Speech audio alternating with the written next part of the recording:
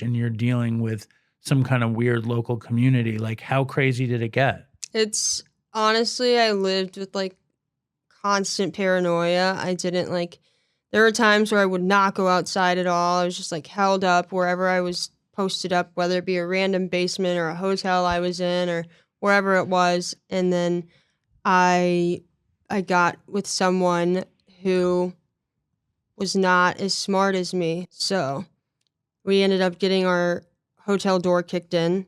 And the thing that really, really upset me the most was that they were there for, and in the middle of that, I'm like, as I'm like trying to get out the window, I hear them like coming through the door, and they said, "You need to freeze before we shoot you. Like, you need, freeze." And I was like, "That's it. Like, I'm like, this is," and we had quite a bit on us. So I had half a pound. I just had given him a quarter pound of Which is meth. a ton of. Yeah.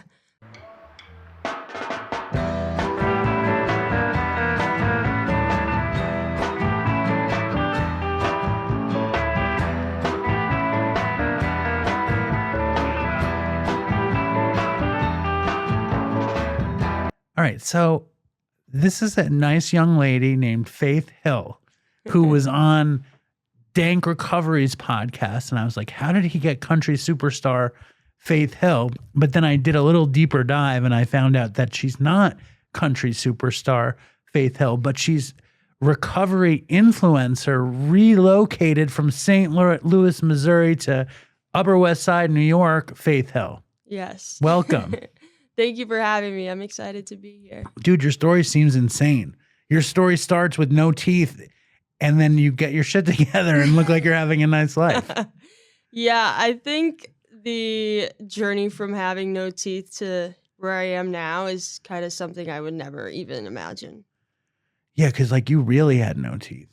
None. Like, actually no teeth. I was like newly in my early 20s, and I'm like, wow, I literally have no teeth, and I can't. Like, I went months without teeth at all. No temporaries, no denture. It was just like straight up gums. We got to start from the beginning.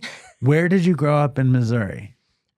So I've been around a little bit everywhere. So there was some parts in my early childhood in Salem, and then there was Missouri? Yes. And then there was St. Charles, Missouri. And that was a pretty good chunk of it was in St. Charles, Missouri. And then back to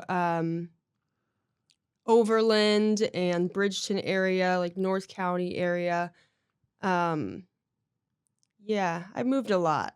So what tell us all about Missouri? Because I grew up this was my bedroom growing up, which is very far away from Missouri. I feel like I should know more about Missouri as a whole, but I only know like my little area, which I stayed in for so long, like the St. Louis area and surrounding areas. I would say St. Louis is not a city that I imagine people would want to go to. It just feels like a failed city to me. Like, there's not really a lot going on, at least not when you're in addiction, unless, you're doing drugs. There's just no opportunity, I think. Not as much opportunity for people, like, a huge city like this. What was it like? You grew up there? What was like being a kid in Missouri? Like, what was your childhood like? My childhood was good. I would say there's good and bad. For a long time, I held on to like all of the bad parts of my childhood and wasn't able to actually see the good parts of my childhood. But I grew up in a very split family. My dad left when I was like 3 or 4. My parents were addicts. And I grew up with addiction in my life. Like, it didn't matter. It was there and present. And it definitely made for some interesting stories. There was a lot of, fighting, and, my mom, she got with somebody after my father that was also on drugs. And thinking back, I'm like, hypocrisy. Like how, my dad had to make a choice, get sober, get out. And then it's just, I have a lot of forgiveness though for my parents just because being an addict myself, like I can't imagine having a kid at 19 and 20. And that's what they did. Like I don't know what would happen. How bad were they? My dad wasn't really around so much. I would see him kind of here and there, or maybe I would get like a phone call and I'd always have to put it on speakerphone. This is something I remember a lot is he would like, the slur, like, mumble, mush mouth. It's like a downer thing. He was on heroin. And I would always have to have it on speaker so my mom could like relay back to me what he was saying because I was like, I have no idea. Because she could translate the she was used to it. She was like, I got this. I speak nod. Yeah, I speak it. And, my mom, she's like the polar opposite. She's an upper. She likes the uppers. So it honestly took me way longer than it should have to find out that my mom was on uppers, like what was she coke on? And meth. It was, meth at the end. But then, one day someone was like, it's like not normal for your mom to paint all the doors in the house at 3 a.m., And I thought, wow, yeah, maybe not. I just thought she was just like high strung. She was. She was both. Yeah. How old were you when someone was like, your mom shouldn't be painting the fucking doorknobs? Way too late. I think I was in like 7th or 8th grade. And before that, I just thought, she was very high functioning though. That's the thing. She was not, I guess, like I don't even know what a typical addict parent is, but she wasn't, I guess, maybe the norm of not being involved. She was heavily involved. I mean, she took us to museums and playgrounds and was involved in our school, and she was clean and neat and just all these things. And she was a breadwinner. Like she went to work. She made sure stuff was done. Like she was not messing around. It only kind of like fell apart later down the road. Well, it's like that functional stimulant, upper personality. They're there for everything. Yeah. They make sure there's not a hair out of place. They make, especially like when there's parenting and until like the kind of pendulum turns, it's like, I'm going to make sure everything is happening and I can use all at the same time and no one can know. Right. Until it spins out of control and people know.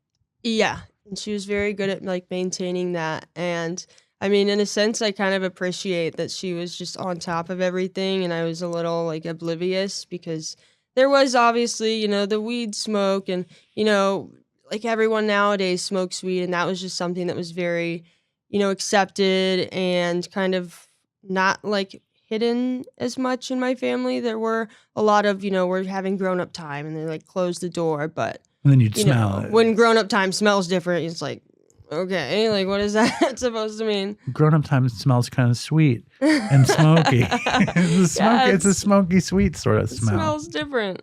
So you knew your dad was not well. I assumed whenever I was younger that there was something going on. My mom, she never spoke bad about my dad. They're still very good friends to this day. She never made me think anything that she knew. She let me form my own opinions about my dad from, my experience. And I did. I went through probably, all the stages a person goes through from, just your dad not being there one day. There was never like a sit down moment where my mom was like, this is what happened. This is why it happened. He's no longer going to be here. Just kind of like, my family's something happens and we just kind of keep moving on. Sure. And you knew your mom might be smoking weed. Oh, yeah, I definitely knew she was smoking weed. I formed the opinion very early on that they were doing drugs. And the only reason like I knew about drugs in general is like there were kids in the neighborhood and like, you hear things and stuff like that. So you just kind of piece it together. Well, it's interesting because I don't know you. I know what I've seen of you on social media and I know what I've experienced of you in the past 12 minutes or so. And like, you have this real earnest positivity. You're obviously bright. You know what I mean? Like, and you have that kind of style to you. Like, on the surface of really like go-getter kind of style. Like almost somebody that never fucking does drugs and lose all their teeth. You know what I'm saying? Like, and then you look at your hand and I saw like you have a tie on, you're wearing a nice vest, but then your hand, I see like a serious tattoo on your hand. Yeah. And I've seen the pictures of you without any teeth. So I know there's a window in there where there's definitely another side of you. And I also like, I know when I was a kid, like my parents were both teachers. They weren't doing drugs. There was no smell. And when I started doing drugs, there was no connection to my family doing drugs. I was on my own here.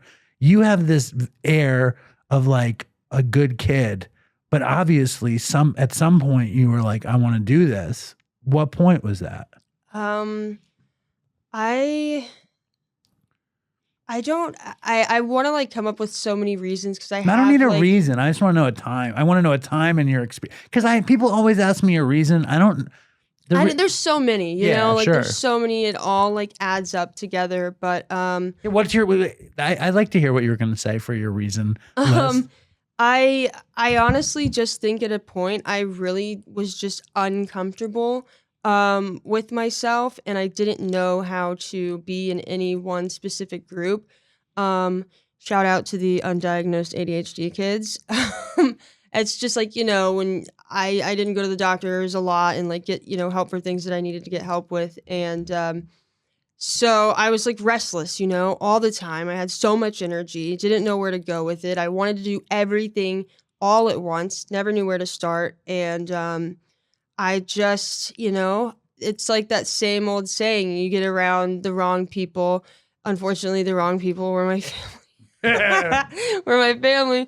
I was against it. I was so against doing any drug because like my whole family, I knew everyone, my older sister, my cousins, everyone was smoking weed. And I was like, no way, I'm not going to do that. I graduated DARE. I got the DARE Essay Award, the golden plaque, all of it. How old were you when you graduated DARE? I think I was like, gosh, it was like 6th grade, I think. 12 or something. Yeah, 12. Okay. And that was like, I had already smoked weed then.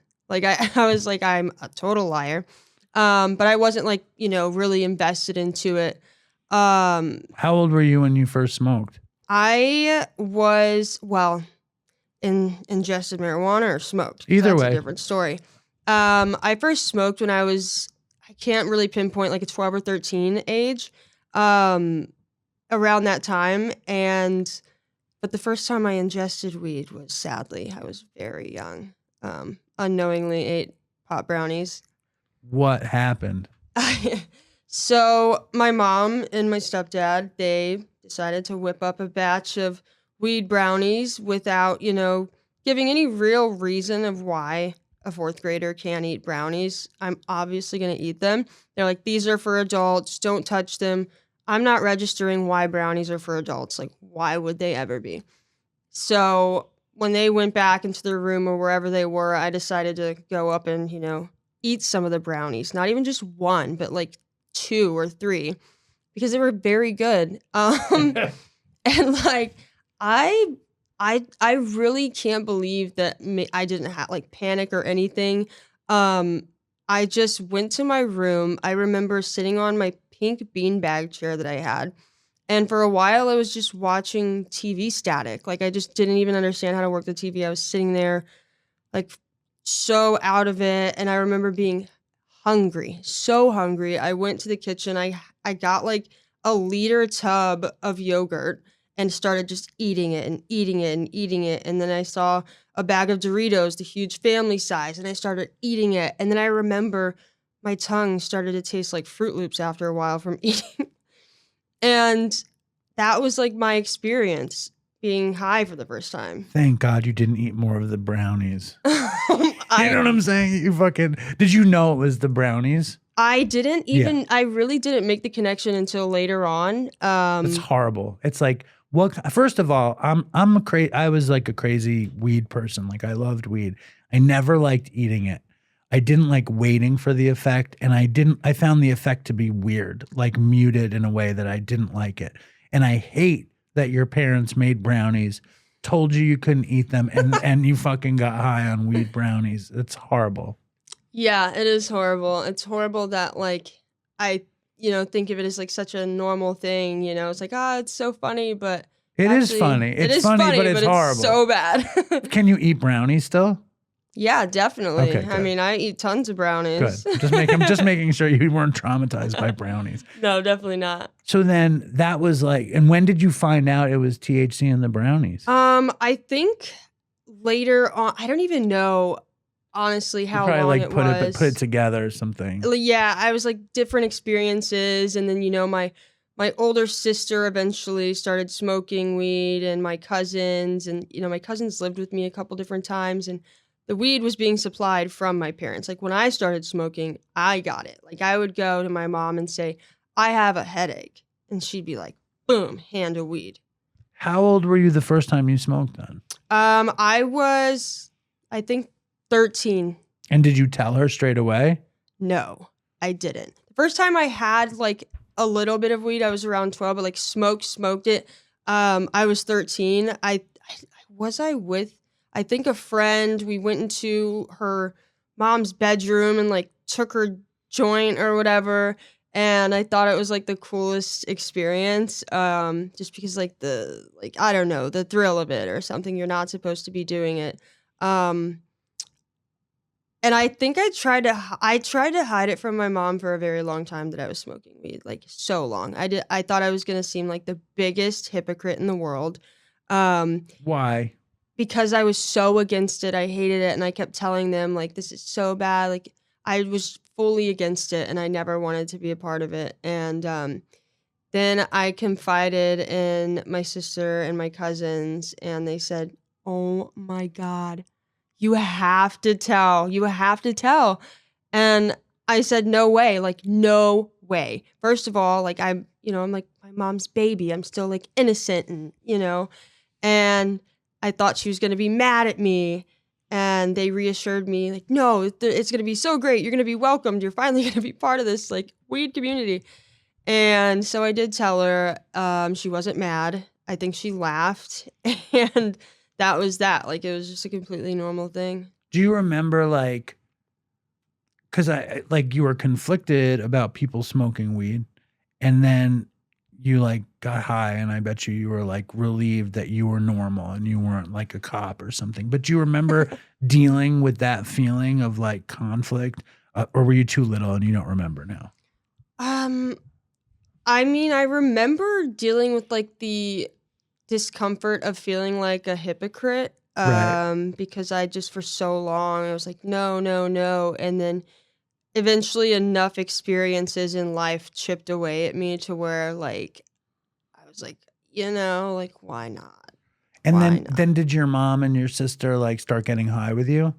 I started smoking weed with my sister and my cousins, and then like my mom would give me weed, and then we started all smoking together. Like we would sit like family. We used to have family game night, and then family game night turned into family night watching Shameless smoking weed. That was like my favorite thing I looked forward to. And when did you find out your mom was on stimulants too? Had you done stimulants yet? I found out before I had ever done them, but she always like kept it like well hidden, and I didn't really like want to believe it until I got into stimulants, and then I realized like some of the behaviors of myself were kind of like my mom, and then I knew that she knew I was doing it and didn't say anything because she was doing it. So it's kind of like this mutual like, I know you're doing it, I'm doing it, but we're not saying anything. Right. Mutual kind of denial, respect. Yeah. I'll let you go if you let me go kind of thing. Yeah. So when do you first do it? So I was 14, very young. Then this is, after, the weed wasn't enough. The, the pills that I got into wasn't enough. The drinking wasn't enough. And I escalated it. I wasn't looking for it, actually. I really wasn't. I think I had just gotten into a fight with my mom. I was just erratic and out of control. I was a very angry child growing up. I had like tons of happy moments, but I had like this anger in me that I didn't understand. And I remember leaving the house that day. It was my little sister's birthday. I gave her some money, left, and I went to my dad's ex-girlfriend's because she had a son that I knew. And I was like, I'm just going to go over there. And they were smoking meth. The son, the boy? Yes, he actually cooked meth, made meth, shaken, whatever. And he and another older guy were there. And, with the Sudafed shake and bake kind of thing? Okay. Yeah. And I just, that was a moment I do remember, like, wanting to fit in because, they were, hitting the foil and, handed it to me. And they were like, do you? And I was like, yeah, like, Of course I do. Like, of course, obviously I've done it like 1,000 times. And they probably very, very fastly found out that I didn't because I had no idea what I was doing. I just like held it for a second and then they like helped me do it. And they're like, here, like you just, do this straw. How old do you think they were? I think the son was a few years older than me. But the other guy was definitely in his 30s or something. Like this 14, I have a 15-year-old daughter and I have a 7-year-old daughter. And the idea of like an adult showing the 15-year-old how to smoke meth properly is like insane. It's insanity. It is insane. And why do you think you were such an angry kid? I think a lot of it had to do with my dad. Not being in my life and me not ever really fully understanding why. The first thing I remember was feeling anger. I wasn't like targeted in the right direction. I was angry at my mom first. I wanted to blame her. It was her fault. Then I was angry at him. How could he do this? How could you leave us? And then I was angry at myself. Like, I'm the problem. What did I do? Blamed yourself. Yeah. And there was a lot of, circumstances in life that made me think that, like, why don't we just, like, have a better life? It just was dysfunctional family and, it's just a hard thing to navigate when life is happening so fast and, you're moving around every year or two and there's no like stable, stay put type of place. Thankfully I got that a little bit later, but that really kind of shaped that, a little bit of anger in me. Even if I didn't always show it, I had some behavioral issues for sure. And like, if a story pops into your head that's a crazy, like, out there story, please feel free to tell it. Like if there's because those stories are the best for our show. Those are the pockets of it's like storytelling is great. But did something pop into your head? Oh, I have some stories. I don't know exactly. I guess like anything's free game, right? On the show. There is a point in my addiction. No, don't jump ahead though. Don't jump. I want to. Oh, you're still there? Yeah, we're okay, still there. Okay. Any stories from then? There were a lot of like party stories with my mom. Like she threw like parties. People would be over. There was a horrific time where I took a drink out of a soda can and it was all cigarette butts. Like I was traumatized actually for a long time after that. Like I thought it was my drink and it was just full of cigarettes. It was so disgusting. I feel like I've done that. I feel like I can taste the cigarette butts in my mouth when you say that. Yeah. When you came up, you drank, you smoked weed, you did pills, and then you smoked meth. Which appealed to you the most in the beginning? I probably would say, the weed, like it was nice. It was good. There was a time where I accidentally smoked fake weed. That was a bad time for me. Like the K2 or whatever? Yeah. They had like all the different kinds, like Mad Hatter and Down to Earth and weird shit like that. And I remember asking some friends like, hey, want to match? Like you bring your weed, and they came over. And I remember the weed like looking a little bit different. It was kind of like brighter. And we just mixed it together, whatever. And I immediately felt so different. Like everything in the room was echoing, like a snap would be everything had a to it. And I just thought it was hilarious. I started laughing uncontrollably for probably a few minutes straight, and I just couldn't stop. Like I felt like I was losing my mind. And then I thought to myself, this is the craziest weed ever. Like, what is this? And then I can't remember. I think it was one of my friends, close friends, and we became good friends after that. She said, what do you mean, like, weed? This is K2 or fake weed or fweed. She said fweed. And I was like, what is fweed? She was like, fake weed. And I didn't even know that was a thing. Like, well, how do you get fake weed? Like, how is... I once smoked that. Like, I was visiting my kid and I was trying to never test positive for anything. And my daughter and her mom lived in Long Island. I got back together with her, and we all live out there now. But at the time I was coming back, and there were these guys smoking this joint. And for some reason I got into a conversation with them, and they were like, do you want to hit this? And I was like, no, I'm being tested. And they're like, no, this doesn't come up on the test. I think it was either K2 or salvia. And they gave it to me, and I hit it, and I got that feeling. And I don't even know why it's like marketed as weed-like. I don't know. It's nothing like it. It's crazy. It's like incense or something. It's like, it's chemicals. It's weird. It affects people very, very badly. Were you like, did you fall in love with drug culture as like that time you're sitting in this kind of very Breaking Bad kind of house, 14 fucking... Unfortunately, the Breaking Bad house was my house. Everyone came to my house to do those things. Like, my house was like the place where everyone could do whatever. You know, we had the basement area, so, you know, free game. My mom was the cool mom, whatever.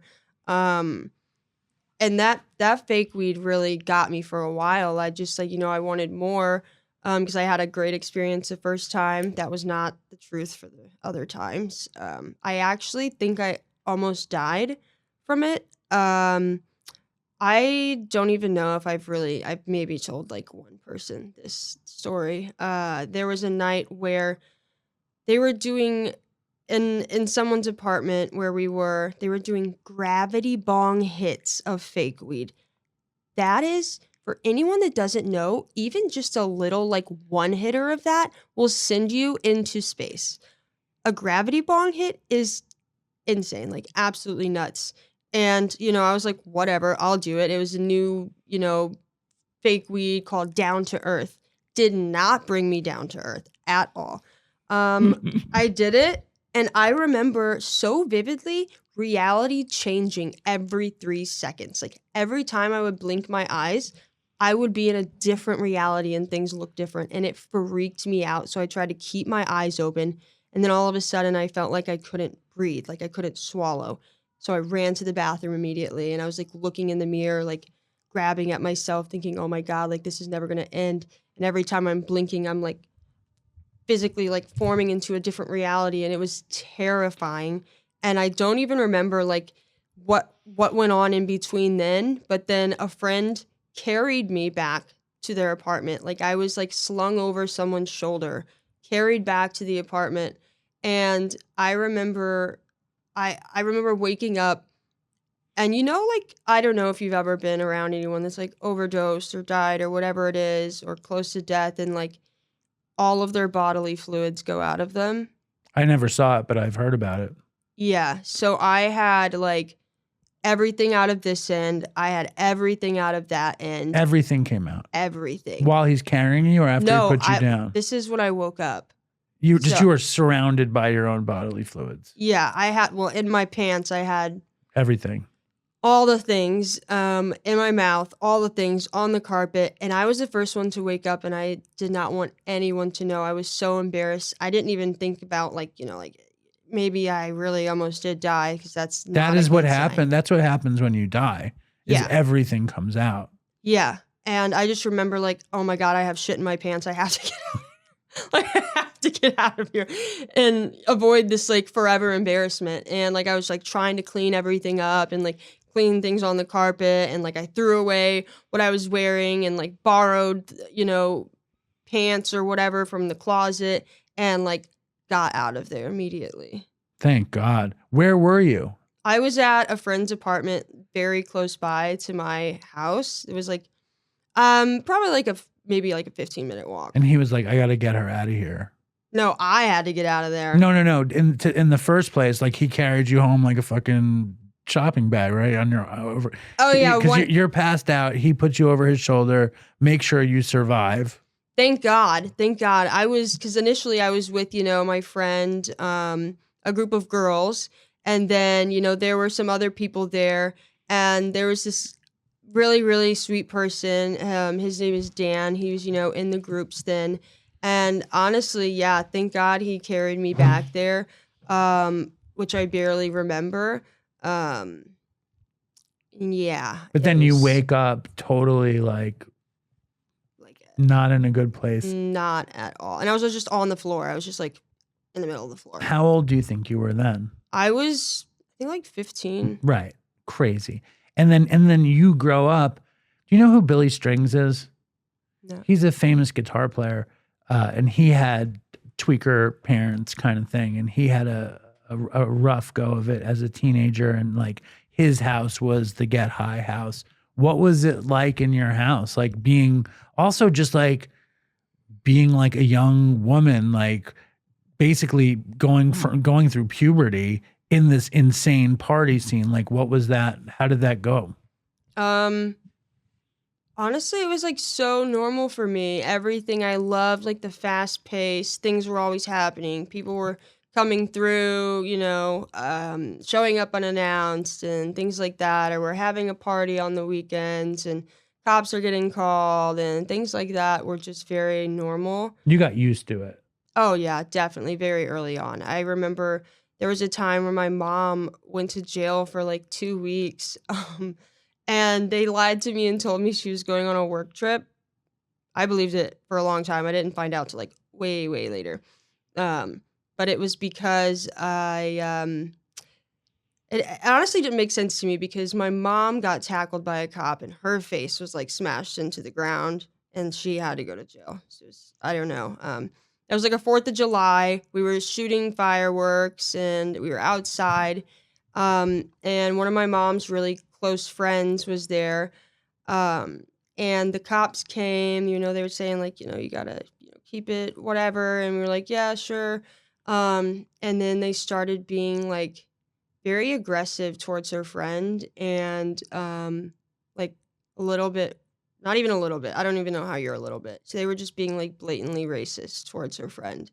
And I remember them like being aggressive. Cops. Yes, cops being aggressive and, arresting him for really no reason. He was just standing there, just standing there. And my mom like stuck up for him. She was like, what are you doing? Like, this is not right. You can't just do this.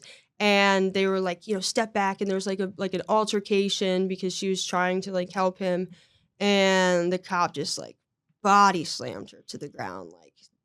And I remember like screaming and trying to run towards her. And my aunt like was like pulling me back. Like, no, like you need to like stay back. But all I can think at the time is like, my mom is getting body slammed by somebody. Like, what do you mean? Like, stay back. So. And they take her out of there? Yeah, they arrested her. I don't remember like if she. I don't really know. I think maybe it was a brief book and release or something because she was back, pretty soon. But then she had to end up like going and serving whatever time. That wasn't. They don't take her out. They don't take her out of your house, and then she's like, "I'm going away on a work trip." And you're like, "I guess my mom had to go on a work trip." No, she came back. Yeah, right. She had come back, and then I guess I don't know what officially or what really went on, but she ended up having to serve time for something.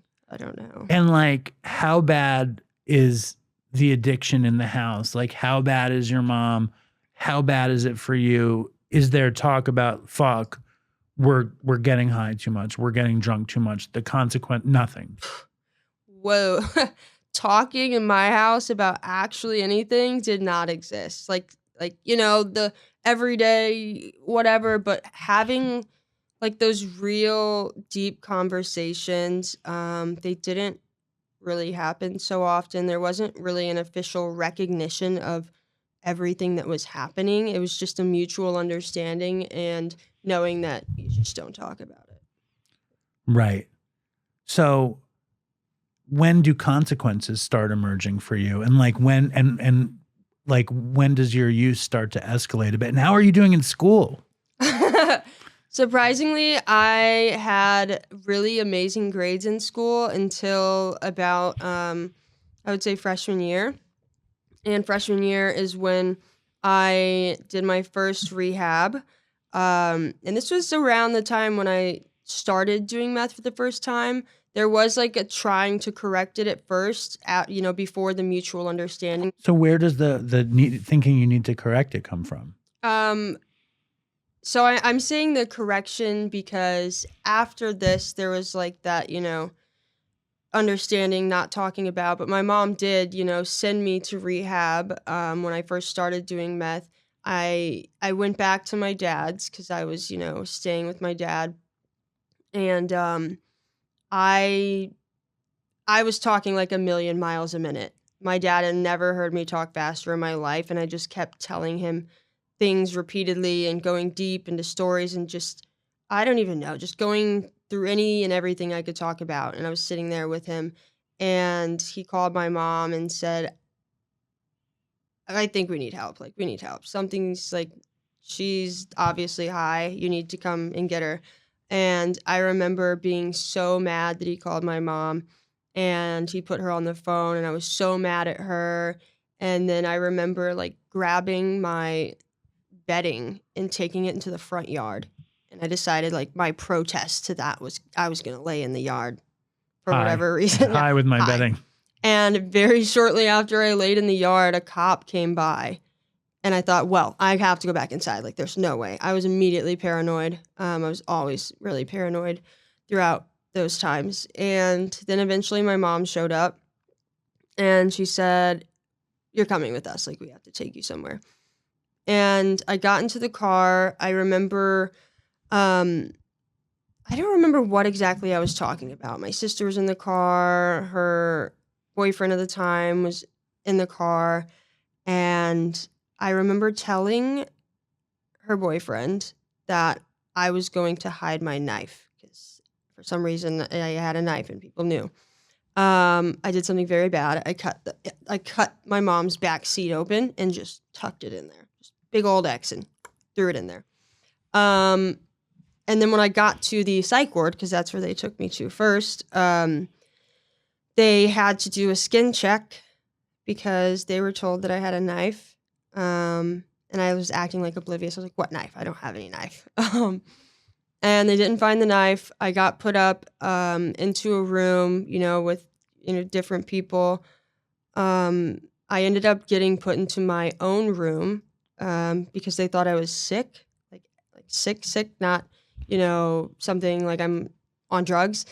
I couldn't hold any food down. I didn't eat like the whole time I was there. I was, looking so skinny.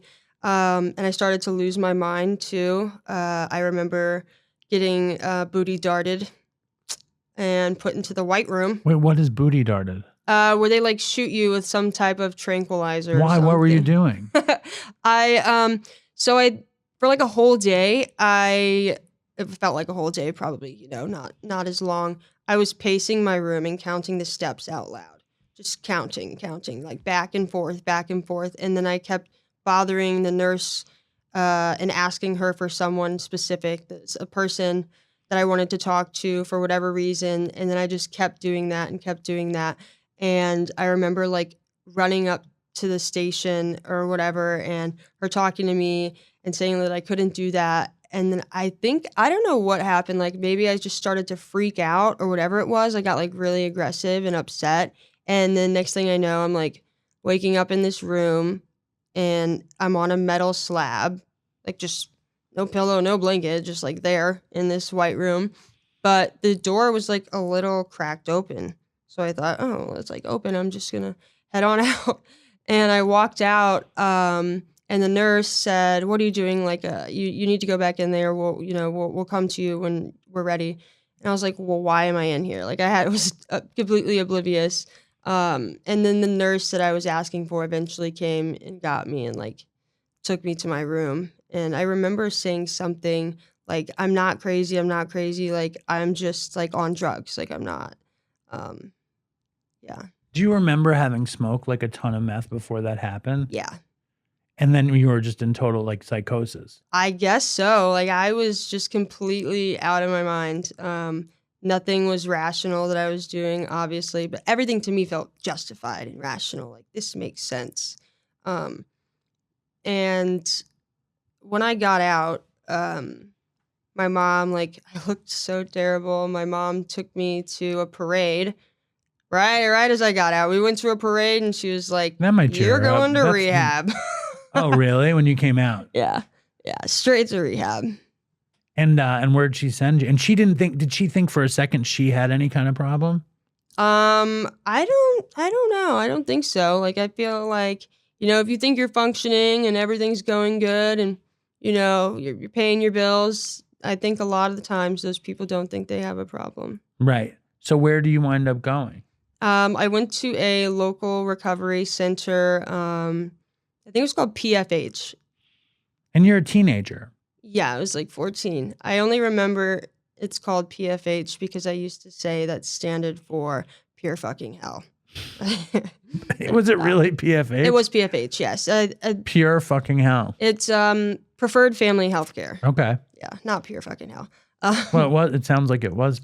For me. I mean, being 14 on meth, shipped to rehab, it's like, that's hell. That's not good. So how bad was it?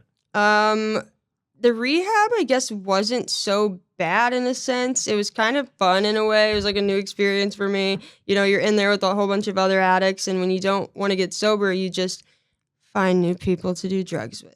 So. Yeah. So, and you also find more drugs, more experiences, people worse than you, shit you haven't done. You're like, oh, you can do that. Yeah. Like, so you learned a lot. I learned a lot. I shared a lot. Everyone was exchanging stories, and I don't think a single person in there was looking for recovery. They were just in there because they had to be.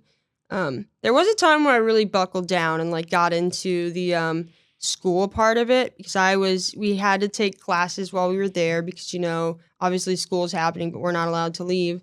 And I remember telling people like, shut up, we need to get this done. Like, I'm not going to fall behind because of this. Like, even, I wanted to get things done. And I think the reason that really made me spiral is finding out that none of those classes got accredited. They're like, yeah, you just like all that work you did all the time you were in there didn't count.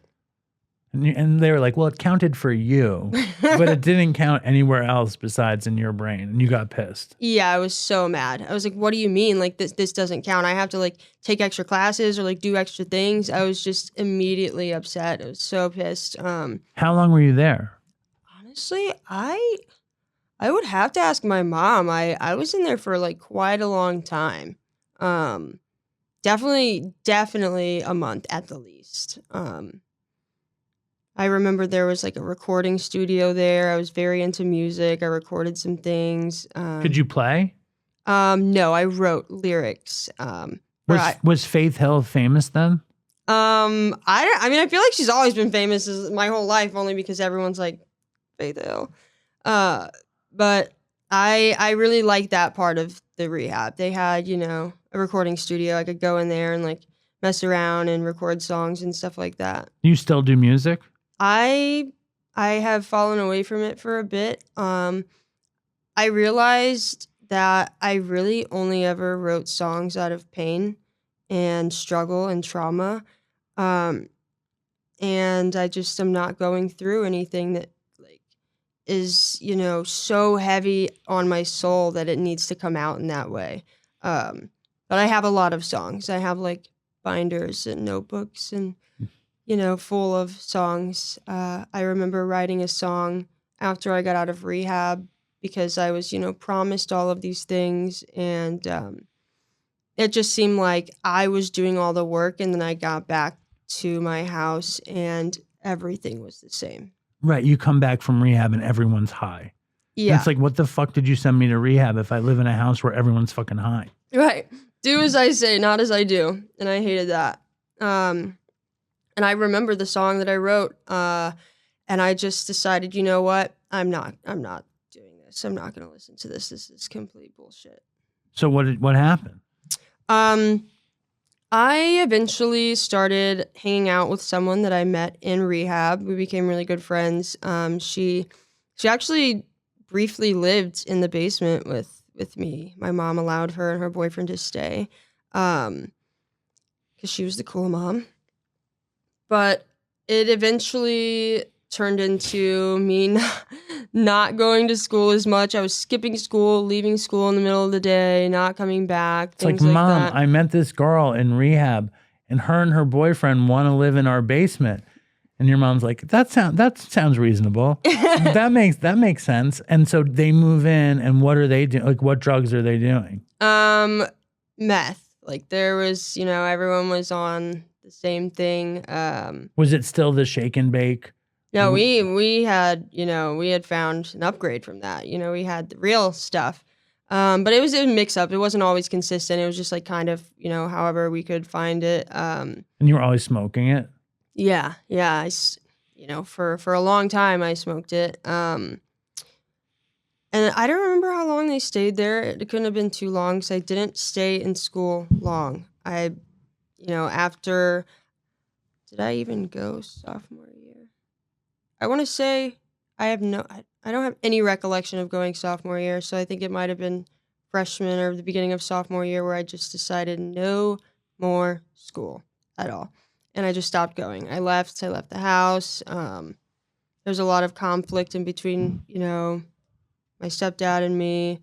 What did you think you were going to do? I thought I was just going to be like a kingpin or something. I was like, you know what? I don't need this. I don't need school. I'm smarter and I have everything figured out like every other kid thinks they do. Did you start selling meth with those guys? No. I actually did work a real job for a little bit. I did work at Taco Bell. Nice. It was my first real job. Very good. And any favorite menu items you can remember? Honestly, my favorite used to always be like a beefy 5-layer bean burrito, extra cheese, extra onions. All right, very good. Thank you. Shout out to Taco Bell. So when do you start selling the meth? Honestly, I think I was doing meth for maybe under a year before I started selling. And I was already selling weed. That was just like a given. Once I started smoking weed, I was selling it because I had the parents that had all the weed. So might as well make money. So that's what I did. And the real job, Taco Bell job, the money wasn't fast enough for me. Sure. And it keeps you in Taco Bell instead of getting high with your friends. Yeah. So I wanted to do something different. I thought that was the way. I'm making good money selling weed. Why not just sell this and whatever I can get my hands on? Yeah. Where were you in the meth trade? Like who was the connect and who did you sell to and how much would you have at a time? So I started off small. I would get my supply from one of my ex's family members. And then I graduated to a different person. After that relationship ended. Yeah, actually I was even, still working with his family after our relationship ended. That's a whole different beast in itself. That person doesn't deserve a second of my breath. But I ended up living in this house with someone who basically took me in. I had a mutual friend that lived there. They ended up getting kicked out, but I got to stay. Did you not want to live in your mom's basement? What happened there? There was a lot of conflict. Yeah, there were times where I'd been kicked out. I had to leave, had all these things, and I obviously was not going to be going to school, so I didn't want to go back there. And then there was a time where my stepdad, my mom's boyfriend, said that I couldn't come back. And I remember that moment like it was yesterday because my mom just sat there. And I just remember feeling like so betrayed. Yeah. I was like, what? What do you mean? So yeah, I was just out of Horrible. there. I'm sorry that happened. Because it's, and then did you ever talk to your mother about it? No. It's one of those things. Things happen and we just don't talk about it ever. To this day? Right. No, we haven't talked about a lot, actually. We haven't. So anyway, though, we're gonna get to that. So we're gonna get your mom on the phone. But we have a great relationship, actually. So yeah, maybe don't bring it up. Okay, so you're selling meth. Who are you buying from? Like what is that about? Because I'm actually I'm almost done rewatching Breaking Bad, so I need to hear your version of it. So the person who kind of took me in off the street, and I was living there, he was older. He had a daughter. I was friends with his daughter. She lived in a house, a couple streets away, because he had that house, and then there was the drug house. I stayed in that house. And I had my own room. It was great. But then I was helping him, with his, transactions, things like that, because he sold meth. Like, he sold a good deal of meth. And then he went to prison for murder. So, who did he murder? What happened there? There was somebody that I guess he was selling to, or whatever it was. They were, in their truck. He was with a female. There's still a lot of like back and forth about like, did she do it? Did he do it? Whatever. But ultimately the guy that they were with, he was shot in the head. So, I remember after that happening, everyone was scrambling. I was staying in the house. There was a roommate. He ended up locking me out of the house, which was like, I was like, what the hell? Like, this is crazy. I have to like have a dog in the room, and like he's locked in the room. It wasn't a good situation. It was really bad.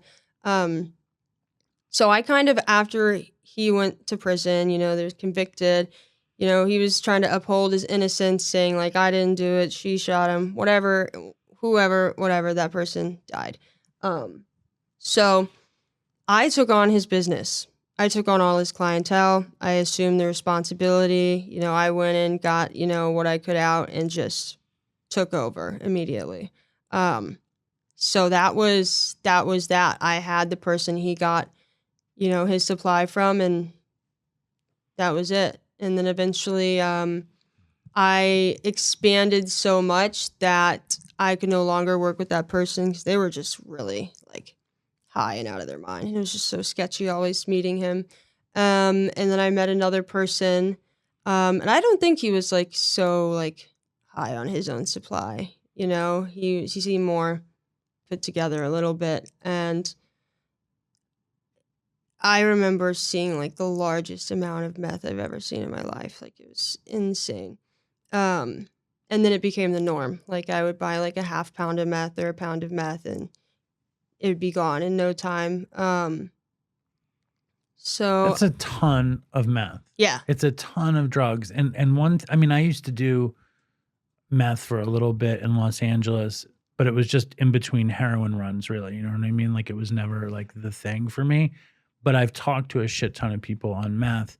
And when you one thing Breaking Bad I felt like didn't do particularly well is talk about like the degradation and like the insanity. Like, here and there's a little bit of insanity in Breaking Bad, but like just like how bugged out people would get on meth, and especially when you get that much and you're dealing with some kind of weird local community. Like, how crazy did it get? It's honestly, I lived with like constant paranoia. I didn't like, there were times where I would not go outside at all. I was just like held up wherever I was posted up, whether it be a random basement or a hotel I was in or wherever it was. But I did keep things kind of tight. I didn't go around advertising like I sold. I didn't, want to tell people, yeah, I've got the stuff. It was kind of, I started, selling to a few of the people that were already, from from the person that I took business from, and then people that I, made connections with. And eventually I just had it to, I'm able to sell like larger amounts to those people, and then they can go out and, disperse, because I didn't want to deal with as many people. The more people you deal with, the more you risk everything completely crumbling to the ground. So that kept me safe for a while. Like that was like a good safety net. And then I got with someone who was not as smart as me. That's what I chalked it up to. That liked to talk a lot, had a big mouth, and liked to tell everyone, about what they were doing in advertising. So we ended up getting our hotel door kicked in. And the thing that really, really upset me the most was that they were there for weed. The cops. Yeah. They were there for weed. So upsetting for me at the time. It was like, wow, like they were here because of you. Like it's your fault. And it was. He had people coming in and out of the hotel room, and I told him, like, you can't do that. Like, he wasn't middlemaning. He was like, you were middlemaning with all sorts of people, giving them quantity and staying away, and he was selling to anybody. Anybody, everybody. And having them come, like, to where we were, it really wasn't good at all. And in that same hotel room, they came, they knocked on the door, and the door was locked, and they kept saying, like, you need to open this door right now. And I remember him, like, having it kind of open, but that, the bar on the door. Yeah. And I kept yelling at him, like, don't open that door. Don't open that fucking door. Like, don't you do it. Because I was trying to figure out a way to get out of the window. So we were on the first floor. So I was like, I'm just going to jump out the window. Like, I'm just hop right out.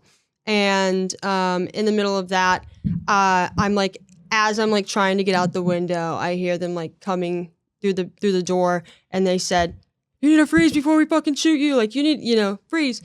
And I was like, that's it. Like, I'm like, this is fucked. And we had quite a bit on us. So I had half a pound. I just had given him a quarter pound Which is meth. a ton of meth. Yeah. And so... Like, what does a half a pound look like?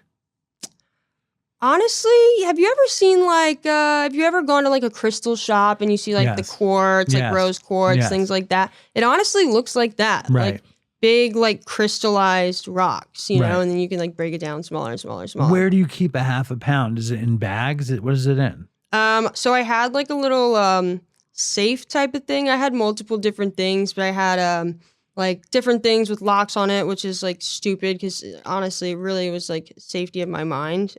Because you could really get into it if you wanted to.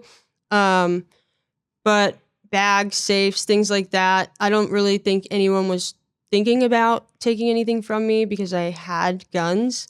So, and I don't know why I had multiple. I had kind of an infatuation with guns at the time. Like I was very interested in them. Which guns were you in? How old were you at this point? I think I was, let's see, had to have been like 18, 19. So it's like the acceleration was serious, and you go from like whatever, this kid who does drugs sometimes, to this crazy, woman who's selling meth by the half pound. And what kind of guns are you getting? So I had a 𝗧𝗶𝗸cie 𝗚 45. I really loved that. I had some revolver. I don't know. Somebody brought it to me and like wanted to like do a trade, and I was like, sure, I've never had a revolver. I'm like a cowboy now, whatever. And I ended up selling that to the person I was with, and I never gave the person that I was with a discount on anything. They were not, like, that was not happening. You were a very shrewd businesswoman. But I would you agree that you were a very shrewd businesswoman? I think I had my moments, definitely. I was trying to be smart, but at the same time I like gave leeway to people. And you were getting high. Yeah, and I was getting high. I thought, well, the longer I can stay awake, the more business I can do. Which is true. Yeah, it is true. Would you shoot a lot? I did go out to my mom's a lot to shoot guns. That was like my favorite thing to do because she lived at that point. She had ended up moving out into the country because we lost the house. That was a whole story in itself. What happened there? That's when things really started to fall apart. And we lost the house, had to get out of there in 30 days. I had to come back, help them, get everything put together. And then they were living out of, hotel rooms and staying here and there until they were able to get into the house they're in now. Did they lose the house because their meth addiction accelerated so much? I want to say yeah, because things they were behind on payments and everything. So Well, let's get back to the bust though. They bust you with a half a pound of meth and guns, and what do? So I remember getting arrested.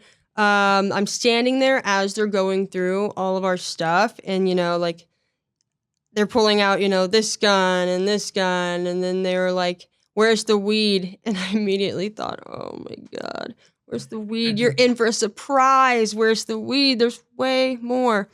So then they pull out, my bag, and they pull out another bag, and obviously we're being taken away. And I remember being taken out to the cop car. They take me to a cell, and I remember my ex, he was in a cell next to me, and like I could hear him like through the vents or something, and he was like crying, and he was like, "Sorry, you were right, all this stuff, blah, blah, blah." And I was like, "Stop fucking crying. Like, it's embarrassing. Seriously." Like, I don't know. You were tough cookie. I was so mad at him too. And I also just always had this weird like disconnection from reality, like not ever really fully being connected to what was going on. So it didn't like phase me as much as it probably should have. And I remember at like the booking desk, and we were getting our picture taken, and he was still crying, and I just remember like being so disgusted with him for crying, which is crazy because like I feel like a normal person would cry. You were too hardcore. You had been through too much. You know what I'm saying? Seen too much. You seriously. Yeah. You started so little. It was all normal in your house. You knew like what you had signed up for didn't involve crying when you got busted to go to jail. Yeah. You were like, fuck that shit. Yeah. You know what I mean? The kid, your boyfriend, probably didn't grow up that way, and he couldn't believe that these consequences had happened to him, and he was like, I'm going to cry over this. Yeah. It was crazy. I remember them, we got our pictures and everything, and then they took us out to go like to these rooms, and like he was at the end of the hall with, the desk and the person, and then I go into the room, and they sit me down, and they were like, "We can do this the easy way or the hard way." And I was like, well, it's obviously going to be the hard way, like in my head. And they slid me this piece of paper, and they were like, "If, are you going to say anything? You want to talk to us? Can we look through your phone?" I'm like, "Can you? Like, are you asking?" "No, obviously not. You cannot go through any of my electronics. You can't do anything." And I'm not saying anything. And they're like, "Okay, just sign this here." And it was wrapped up really quick. And I remember they asked me, they said, "We need to kind of figure out who's what." And I said, "I'll tell you what's mine, and that's it. I can't say anything else." I said, "This is mine, this is mine, this is mine, and this is mine. That's it." And how much did you claim? All of mine, the quarter pound, the gun that I had, whatever random pills, the money that they took from me, things like that. You were honest. Yeah. I said, "I'll tell you what's mine, and I won't say anything more." Like, that's it.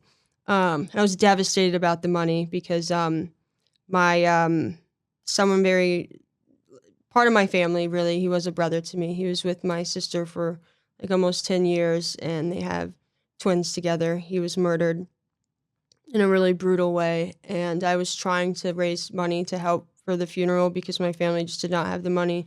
And I was supposed to be meeting my mom that day. What was his name? James. And is he the guy that you post pictures of here and there? There's James, and then there's my friend Lucas. So James was your sister's partner or whatever, and they had kids. And how did he die? He was brutally murdered by someone that he thought was a friend. They met up. The guy picked him up. They went to, a spot to, whatever, get high or whatever it was. And James had mentioned to him, like, did you have the $25? Because that was like, the agreement, like, yeah, I have the money for you. Let's meet up, whatever. And I guess there was some sort of argument, like, you don't have the money. Like, why would you come get me? Like, this is stupid, things like that. And it turned into him getting shot 6 times. I'm sorry. Like execution style. twice in the stomach, twice in the chest, and twice in the head. And that was just before you had gotten busted? Mm-hmm. Yeah. So you were trying to have money to support your sister's family, give her some dough, whatever. I was just trying to get him to a proper burial. I just wanted him to have like a funeral, but we had to get him cremated. And then you got busted instead.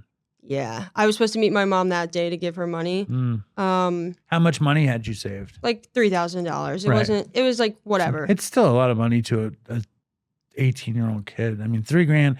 If I had to pay $3,000 right now, I would feel it. Yeah. So I remember begging the cops. I said, please, can you just give this money to my mom? Like, please, it's for a funeral. Like, I'm not going to touch it. And, like, you could just send it to her. And they're like, nope.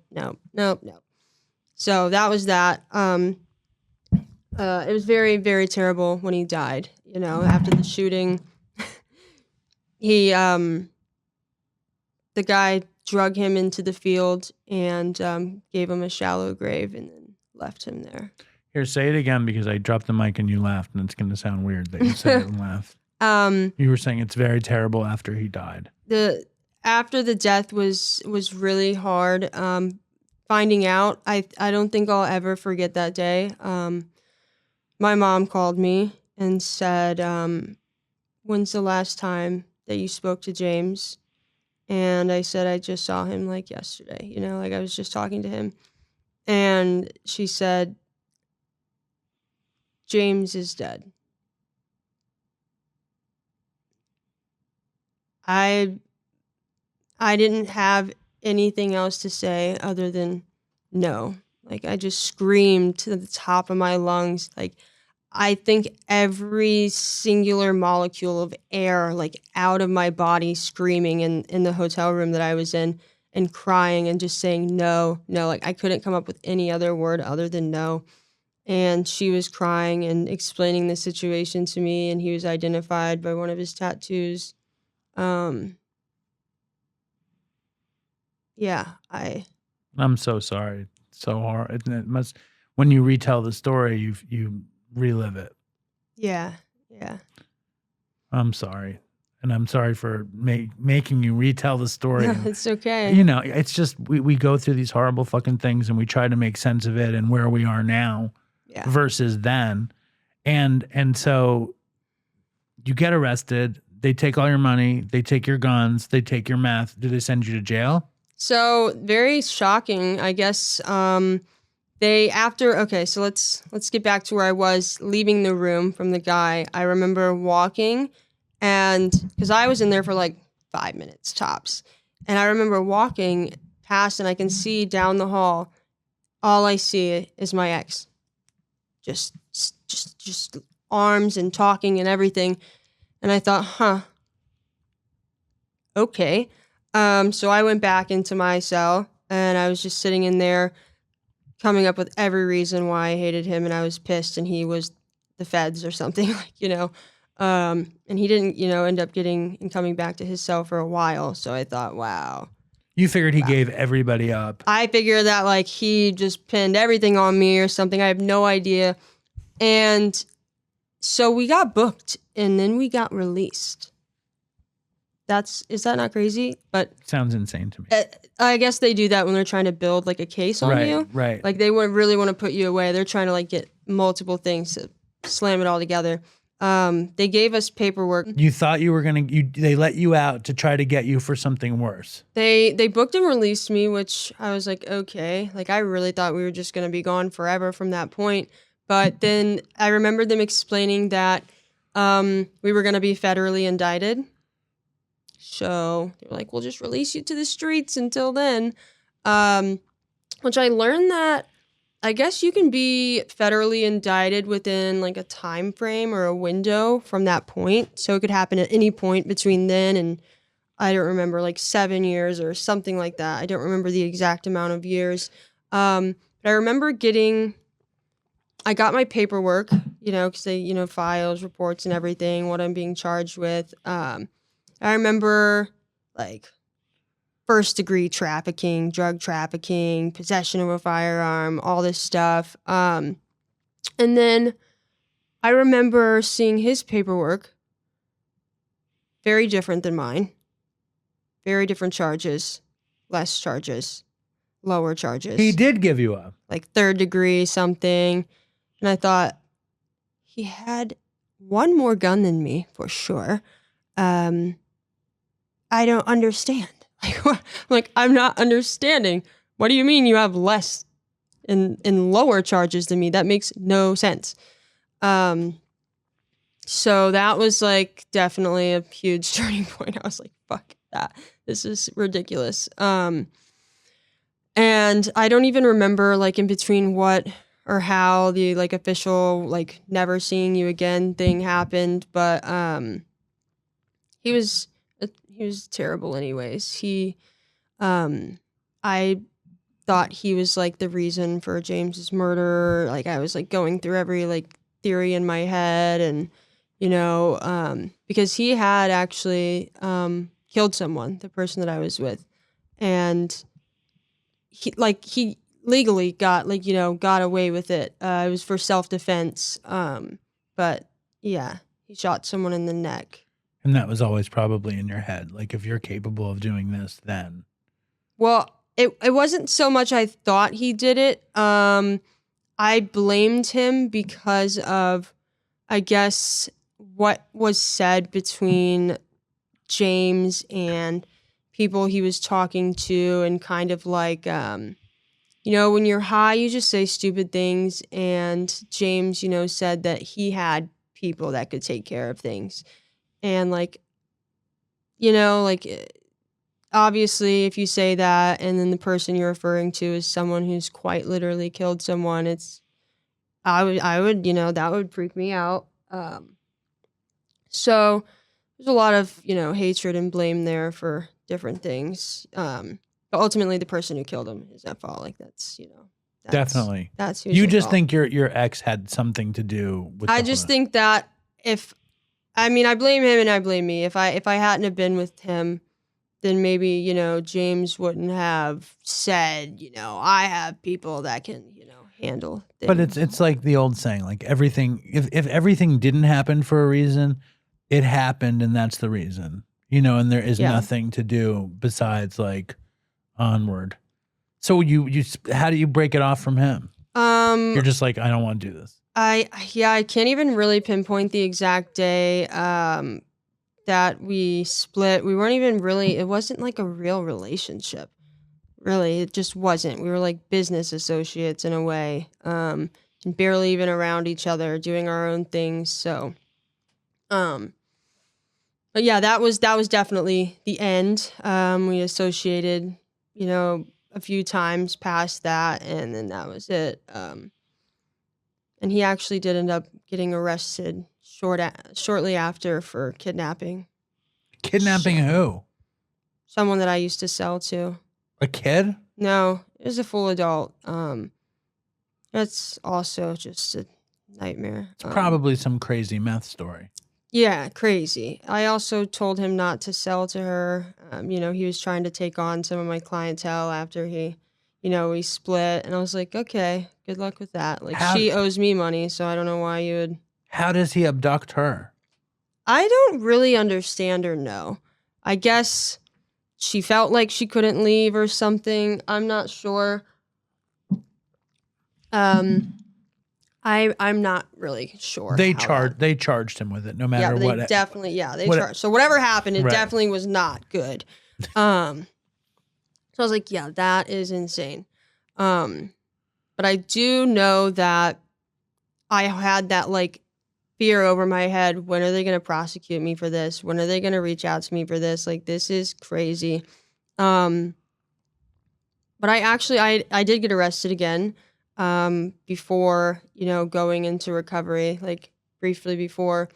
And I, the same story again. I had a gun on me. I had like an ounce of meth on me, various pills and things like that. And I don't even know how I got like this chance. I had been booked. I stayed there. They sent me down to Clayton, and I was there for a few weeks, and I got this opportunity to go to this like year-long recovery program. And I was like, yeah, I'll do that. Like I would love to do that. And I had to show up to court. I think this is a few months into my recovery. And I went to like a faith-based recovery program. And this was the court date for the lesser charges. This one was just like the baby drug trafficking charge. The one where it was just an ounce. And I honestly don't even know how it's possible, but the same judge that I saw whenever I was in jail, and like, you know, I was sitting, and you know where like all the inmates sit when they're like seeing for court and see each other. I had gone back in there. It was the same judge, and the cop that was supposed to come and testify didn't show up. I had no idea that they didn't show up. There was a lot of cops. I couldn't, in my memory, I didn't know exactly who the cop was. And I'm seeing like case after case. I have like a Bible with me. I'm freaking out. And I go up and they're reading everything to me. The judge basically uses me as an example for, you know, everybody in the room. I had done I had a, probation or whatever officer that I had to report to while I was in that recovery program. I had to call her every, you know, whatever day this was at this time, report this and drops and things like that. So months passed and I'm in there in the courtroom. The judge says, I remember you. I remember you when you were sitting over there, and I don't remember the whole whatever the judge said. But the judge basically said, like, this is what it looks like when you're trying to change. Like, this is what it looks like. And you were that person. I was. Were you trying to change? Yes, I was fully. This was like the beginning to my real recovery, and I felt like so happy, and I didn't know it was gonna happen. They dropped my charges. There was nothing that came from it. They said, well, I never, you know, want to see you back in here. I got like a chance from God. I felt like this is incredible. But that wasn't the worst charge. That was just one. That was the ounce. That wasn't the half pound. And there was like some discrepancy over that because it was not a full ounce and they said it was. So it was like a whole thing with the trafficking. When did you start losing your teeth? I started losing teeth in like 2017. I had like, you know, a tooth back here that would fall out and break off back here. And then it just like slowly started spreading. I went to the dentist once and they told me, you know, we gotta take care of this. We have to remove this. Like, it's gonna get worse. And I got freaked out and I just like didn't go anymore. Bad choice, obviously. It's a classic addict choice, though. It's what we do. Yeah. And in my, like, while I was high, like, I would like a piece of my tooth would chip off and I would think like nothing of it, which is crazy. I've been there. I know what that feels like. I've had that happen. I mean, teeth get pulled out from addicts' mouths constantly. If like a tooth goes bad, like a normal person, they're going to try to save the tooth. But with the addict, they're going to be like, I think you're going to lose this tooth. Yeah. Like they know. Yeah. They know that who should be losing teeth and who should be keeping teeth. Yeah. All right. So the little charge gets thrown out and you're basically exonerated by this judge. And he's like, and then in that faith-based place, did you have like some kind of like change? Like what happened?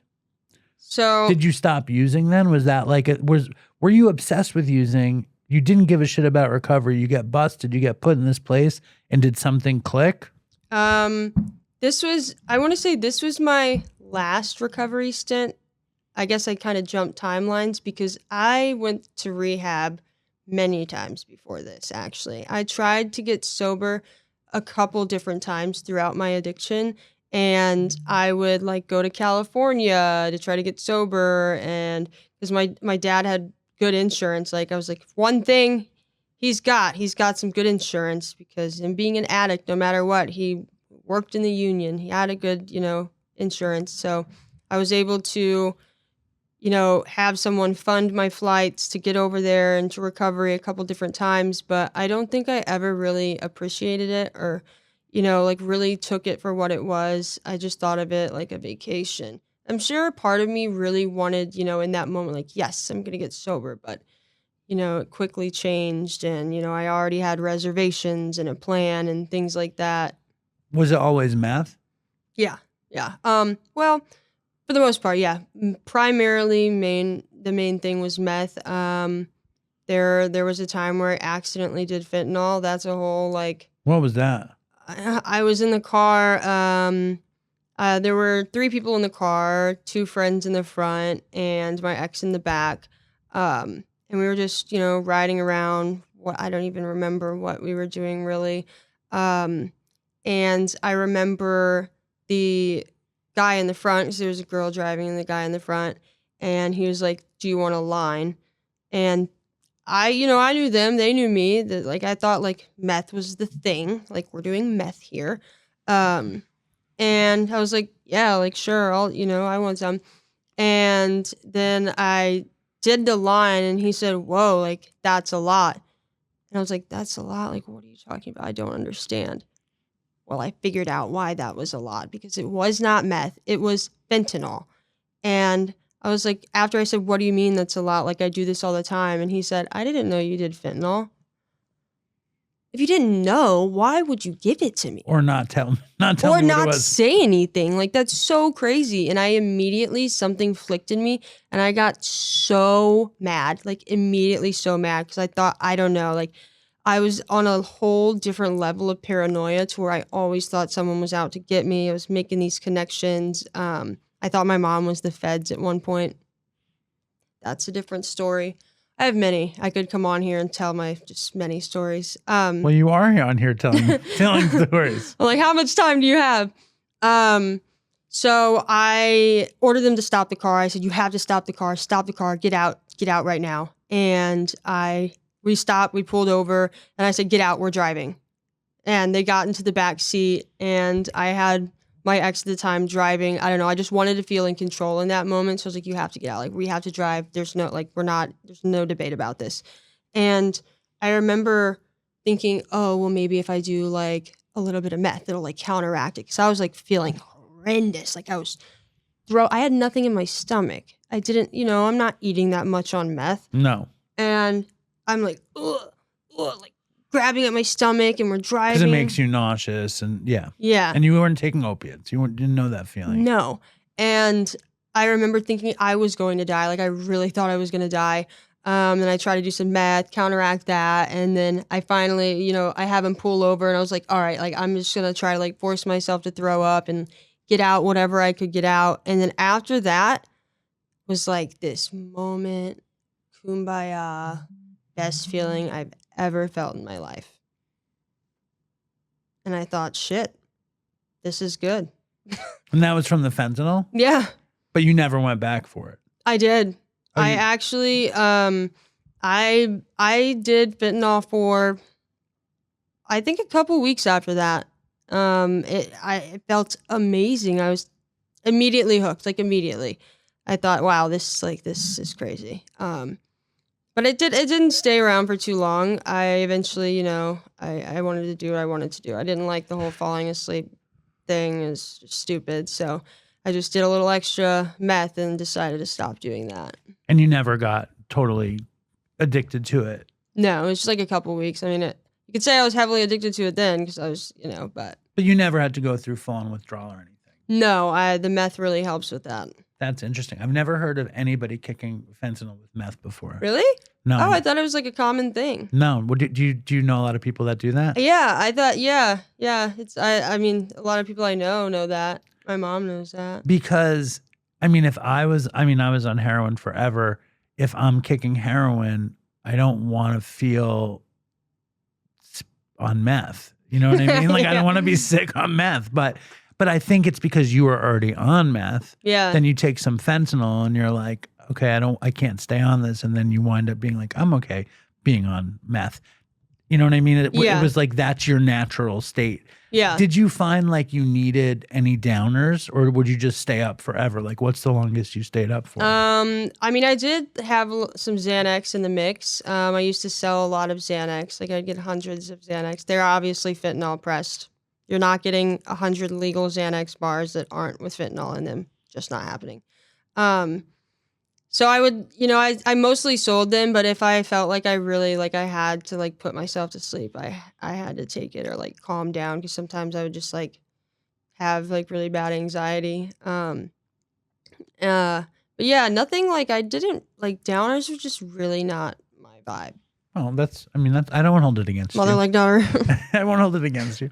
So when you show up at that faith, first of all, the fact that it's faith based and your name is Faith, was that like, well, this is about me then. This is good. It was funny being there, gotta have faith. I've heard that like a million times in my life. I think it was good for me because it wasn't a insurance covered place. It was a place where I had to earn my spot. I had to work. They help you get a job. They take you to and from work. You have to pay weekly to be there. Small amount, but still, you have to pay pay to be there. So I thought that was really good for me, like building essential, like building blocks of like a normal person should be, like responsibility, making my bed in the morning. They were really strict on some things, but I took what I needed from the program and, left. Were you like, because up till then you were like, I'm all about kingpinning, getting wasted, doing my thing, making money, whatever. When does the window of like, holy shit, maybe I want to be about, maybe that's not going to work for my life? Like, when does the switch kind of change in your head happen? After James. Okay. And you're like, this is too serious. This is the consequences are too real. Yeah, I think because after he was murdered, I had to sit in jail for a few weeks completely sober and like really feel everything. Because, like you're suppressing your emotions when you're on drugs. Like the sadness really, really got to me in there. And I just thought like, this is horrible. What am I doing to my family? The next call my mom's going to get is me. Like my family never knew what call they were going to get. I quite literally have the nickname Mia. My nieces call me Mia, MIA. So I just didn't want that to be my whole life. I didn't want to end up being the one killed. And I've been in some situations where I do not know how I survived. Like I truly do not know. I went through a moment where I tried to take my own life, and thankfully I'm still alive. I was revived. How did you try to do it? I took a big handful of fentanyl pressed Xanax bars, like a lot. And I tried to make calls to everyone that I thought of in that moment, and nobody answered the phone, and I took that as like my official sign to do it. And I remember eating them and going outside, smoking a cigarette, looking at, the sky, like that's the last time I'm going to see the sky. And I went into the basement, and the next thing I know, I'm in the hospital. Who knew to find you? My aunt found me. It was her basement, and I still feel very bad to this day because she was just, still grieving the loss of her child. And she found me, and, panicked and freaked out, and, the ambulance had come, and I don't know really what they had to do. I remember my aunt describing the death rattle to me, like what that sounds like to hear someone dying. But I do remember when I woke up in the hospital, I was angry. I was really, really mad. That you were still alive. Yeah. Also because of the experience that I had, I didn't really feel the same about death after that. I felt like I really had gone to a place where I feel everyone goes, and like that's where we're meant to be. Honestly, it was the best feeling ever. That sounds twisted to say because I very much so love being alive. I'm going to say that. I love being alive right now. But I think that because I wanted to be dead, that place just felt so great to me where I was. What did it, I've been near death a few times, but I have no recollection of anything. I actually wrote a song about it, my death experience. But I remember there not being there wasn't up or down, left or right. There wasn't something, but there wasn't an absence of that either. I just felt a feeling, like a never-ending stream of energy. Like I felt existence, but nothing you could observe. It's weird. I don't really know how. Some powerful spiritual afterlife shit. Yeah. And I believe that that's where everyone, goes to. That's just my take. And what happened with the big charge? So interestingly enough, so I am still, I guess, in the window for that. Oh my God. I actually am. How long is the window open for that? I really have to look it up. I knew before. I think I want to say 7 years, but I'm not completely sure. How many years has it been? It might be more than that. Let's see. I think you should find out. I feel like I'm getting close to the end of that window. I do need to find out. I really do.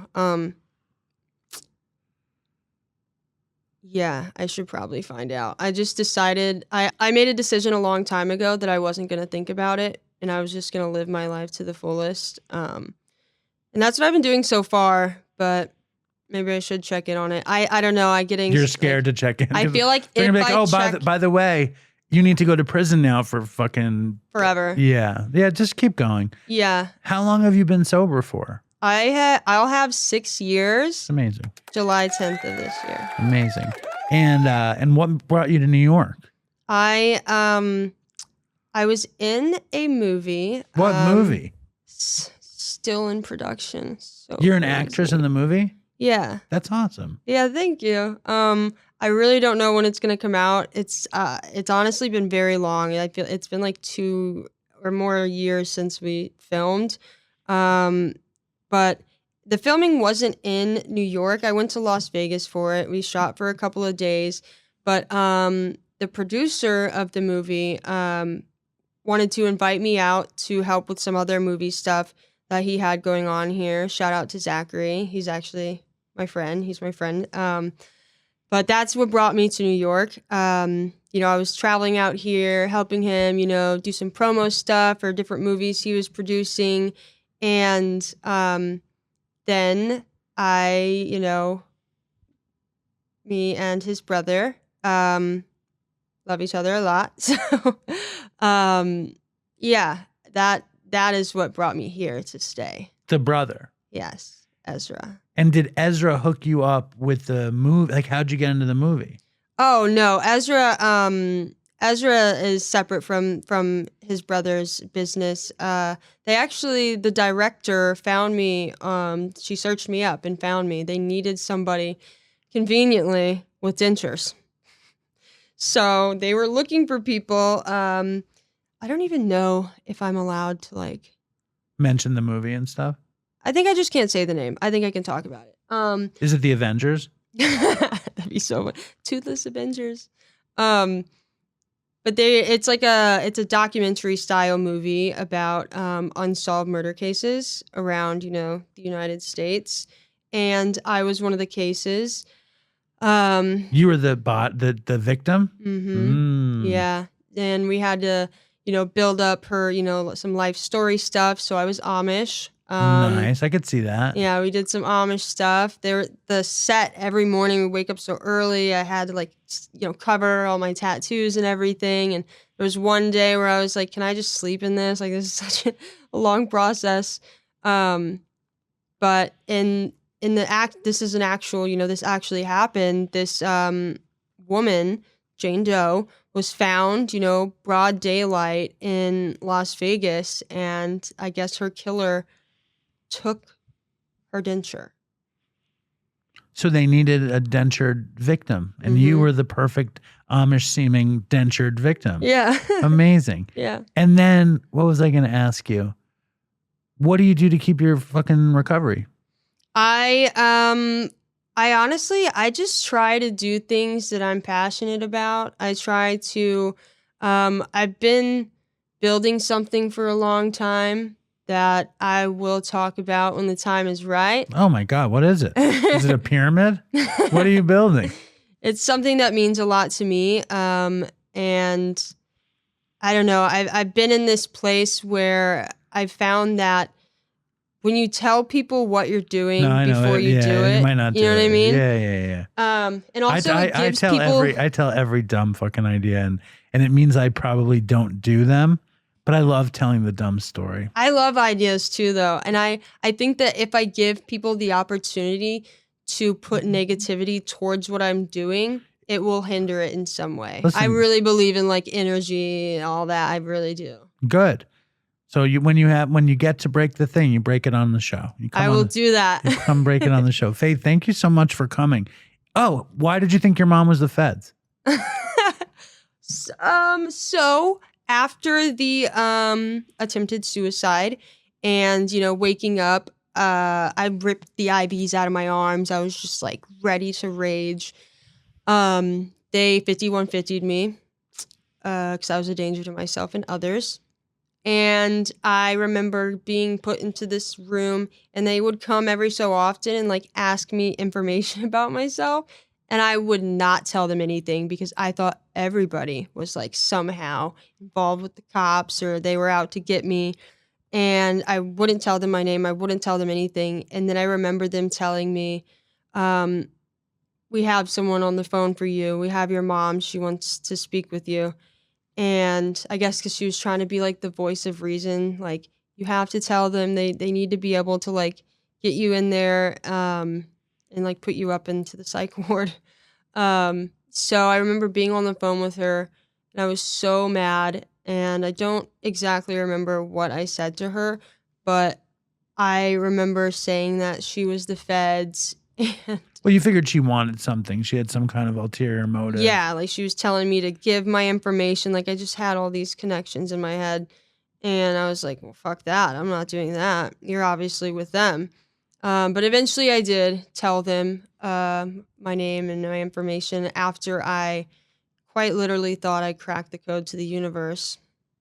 Light work for me in a day. I'm sure you did. It's like those things, like, there's some fucking glimmer of truth in all those days. There has to be. Where we think we know what the fuck is going on. And then it's like, oh, I was just on drugs. But for 1 second in the whole thing, it was right there. Yeah, it really was. And I couldn't speak, I felt, until like I got to it. And I was just thinking in numbers. Like, the weirdest thing, I was thinking in numbers. Like a beautiful mind. Like, and then all of a sudden, like I had it and I was good to go. Whatever psychotic thing. And now it's long gone. Yeah, I have no idea what it was. We always want to go find out, like, right? It's crazy. Yeah. Is there anything you didn't say that you wish you said? I mean, there's a lot more stories. If people want me back to hear about them, I would love to share them. I always have more to say. I always want to hear more stories. But thank you for coming. Thank you for having me. Did you have fun? Absolutely. This is like my favorite thing to do, is talk about life and just the reality of our situation. For sure. And then how do you maintain your recovery? I maintain my recovery by staying busy, having things to be grateful for. I put my heart and my soul into my family. I have a good support system.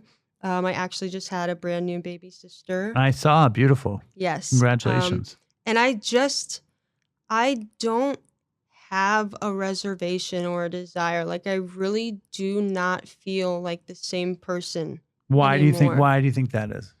I would love to have like a concrete answer for that, but something clicked, like something really clicked and changed, and I don't know like what period of time that happened, but I really got a taste of what life can be like when you're sober, all the great things and the things that just keep coming. And I stayed sober through one of the hardest times in my life, losing my best friend, and if I can stay sober through that, I mean, I can stay sober through it all.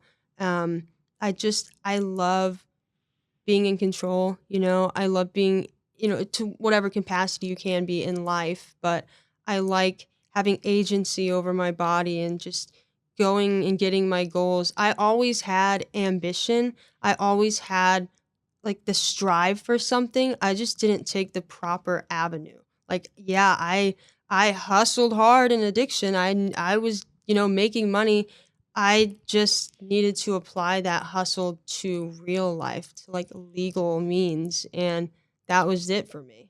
I can't wait to hear what you're building. I'm sure it's fantastic. And then fucking, what was I going to say?